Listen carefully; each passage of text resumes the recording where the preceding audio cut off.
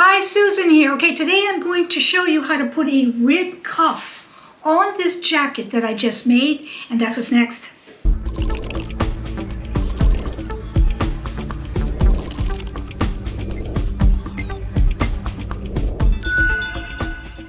So I just made this gorgeous jacket. It was actually for the New York trip, the fabric trip that I did. Everything is lined, hand sewn in a silk shantung inside with my French terry outside and my ribbing around the collar and the neck.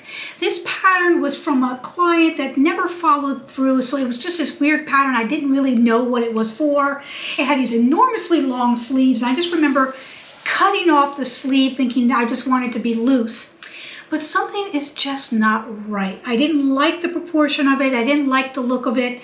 And I'm actually going to be gifting this to my niece, who is going to be turning 22 in a few days. And we're going to go ahead and put a actual cuff, ribbed cuff, onto this jacket so that it can become more youthful and more of a bomber jacket style. And I'm going to show you all that next.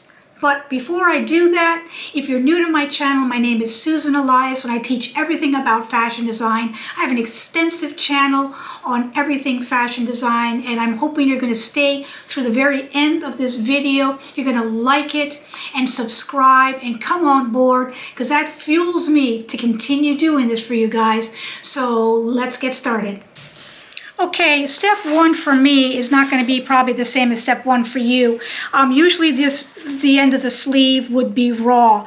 Since this is finished, I'm going to have to quickly take this out.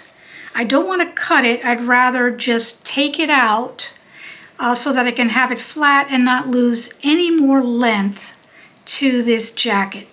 So let me take that all out and I will be right back. Okay, because this is lined in a woven and the outside is a knit, it is very difficult and very complicated. So what I did is I took out the edge. The back was already marrowed. I then put a stay stitch on the outside layer, pulled it in certain areas to ease it in so that it can fit into the back. I also changed the bobbin thread into white and then the black for the top. And so now it's ready to have the cuff put on. Let's get to that. So we did a quick fitting, and this is approximately the size that we determined was going to be good for the cuff. She wanted it snug, but it has to be at least big enough that you can pass your hand through it like that. And it is. So this one folded, because we have to have it doubled, right? This measures 7 inches by 8 inches. And it's folded in half, so it's doubled. I'm going to go ahead. This is the ribbing. You can see very closely that it is a knit that actually stretches quite a bit in the width. This is the length. The length does not stretch, but the width stretches quite a bit. I'm going to lay it down like this. It's nice to follow the actual line, so I'm going to try to do that as well and put the other cuff right over here and just go ahead and keep it away from the salvage as much as possible, because that's usually not a very straight area. So you want to get nice straight lines, guys. So you can either dot it or mark it. I'm going to just go ahead and dot it because I want to follow the actual lines that I think are on the actual rib itself. So I'm just going to dot all the way around like this with this rib cuff on all sides. I'm going to take it off. You can just follow it with a pencil and go in the groove and make a nice line. I want to make this also nice and straight here using a pencil and a ruler. I want to follow one of the ribs, so I'm going to try to go into one of those itself. I'm going to cut right on the actual line of the rib.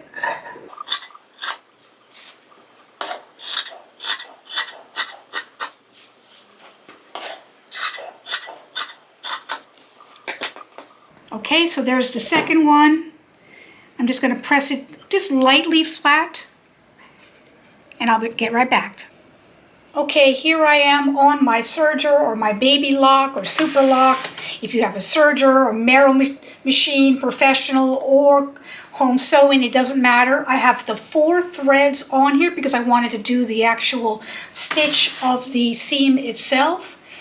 I have my cuffs here, as you can see. I'm going to open it up like this, and then right sides together. I'm going to now marrow this all the way down. There we go.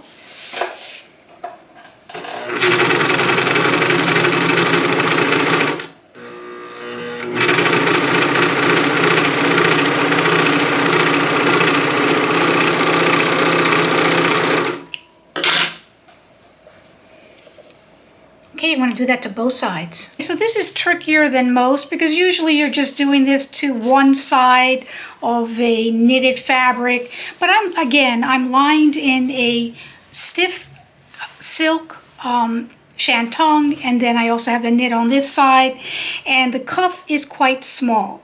So usually you don't want the cuff to be any more than just one more width of the actual cuff itself as far as the amount of gathers you're going to be pushing in to that cuff. This is pretty much stretching it to the limit, but we're going to make it work, guys. We're going to make it work.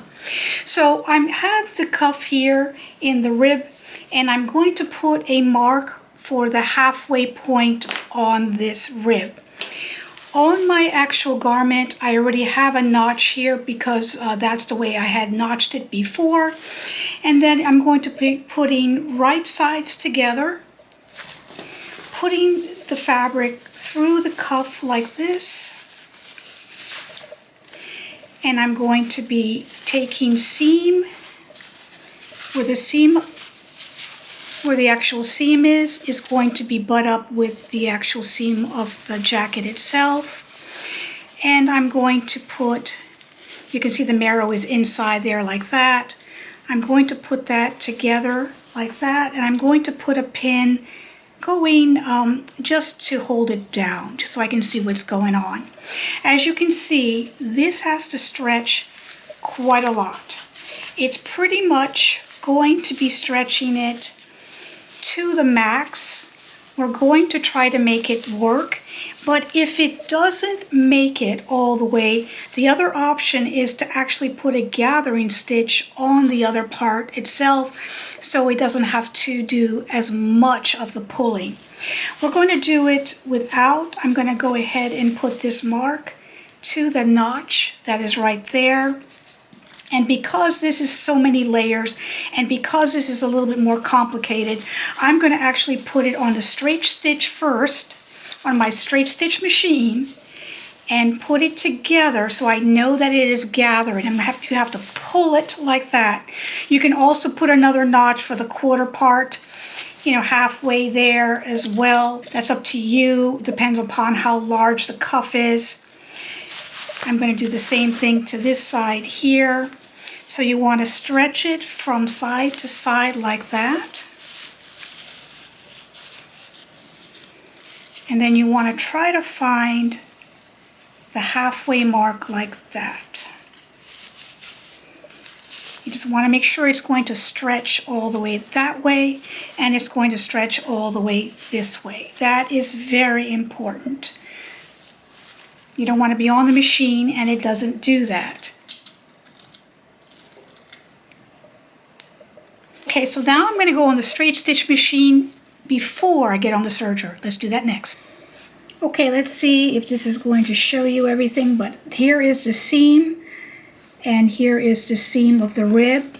I'm going to start there, putting my needle down onto that, making sure I have it where I need it to be, putting my needle down, and then I'm going to be stretching this all the way till the other pin. I'm going to do it about 1/4 of an inch for the seam allowance. Let's see what happens.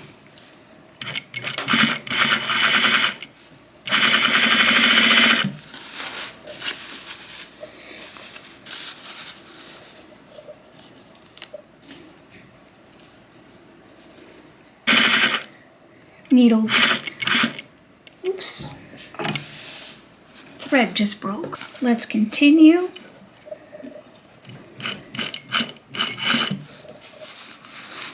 The needle is down.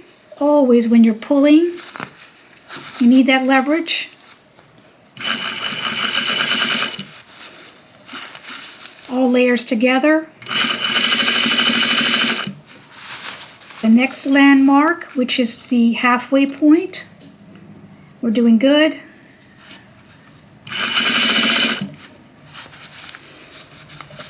Again, needle down.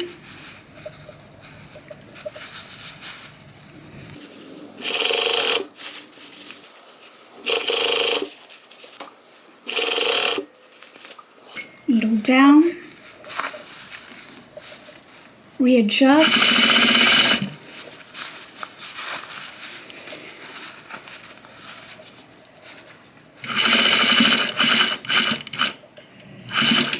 Back stitch, out. We did it! So let's see. All right, I'm gonna do that to the other side and then we're gonna get on the serger. All right, let's get the narrowing. I'm just going to lift the foot. Try to keep all layers together and it's smooth underneath. Just taking about 1/4 of an inch. It's just to clean finish all those layers, guys.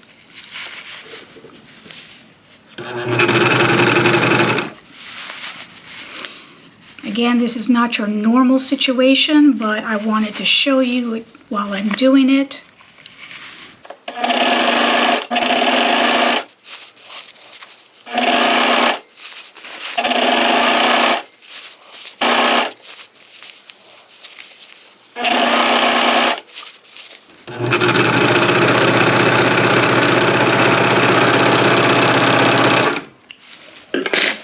We did it, guys. It's all encased.